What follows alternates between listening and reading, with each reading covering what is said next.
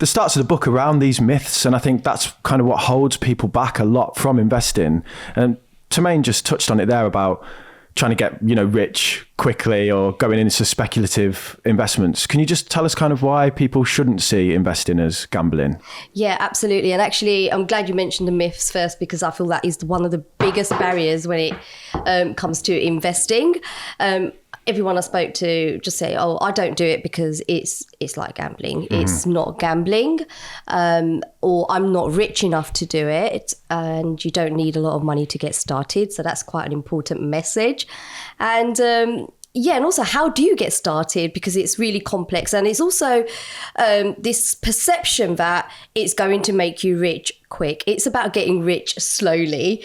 So I'm going to go back on the taking the high risks, and actually it's all about doing it quite sensibly, but knowing how to do it sensibly and not expecting an overnight fortune. That's not how it works. In terms of it's not gambling, gambling is like, you make a bet against something, you either win or lose. When you're investing, you're putting your money into a company, a business, in hope to get something back. So, that business is going to try and do well. And when it does well, you get a share of that. And that's how it works.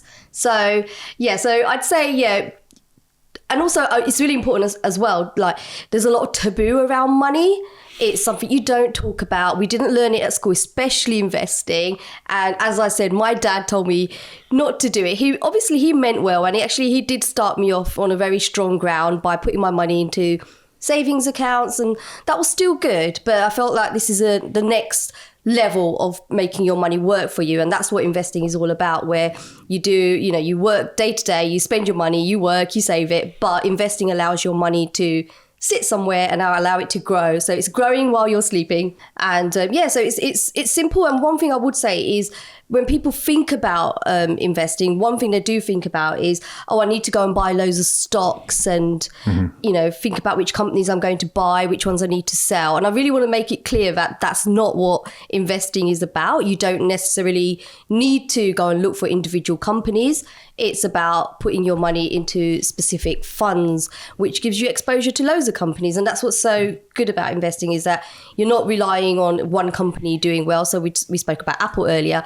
Whether Apple does well or not, you're not relying on just Apple. If you invest in a fund that has exposure to the FTSE 100, say, you're getting exposure to the entire FTSE 100 there as well. So it's about the route that you take, and knowing how to do it properly as well is so important. I think the thing that I say to people that are new investors to try and frame it to them is, if I said you've got to cook a meal, you don't have to be a Michelin star chef to kind of feed yourself. And I think a lot of people, the media perception of investors is we're looking at the Michelin star chefs and saying this is cooking, when it's not really. Whereas there's certain investments that are essentially ready meals that you can, just pick up off the shelf and consume that do the job very well. Yeah, absolutely. So I'm quite sensible when it comes to investing, and that's the message that I really like to put across in my book, is to do it safely and do it the right way. So that was a clip from an episode with Kalpana Fitzpatrick, which is aimed at investing for beginners. So if you're just starting out, you can watch the full episode right here.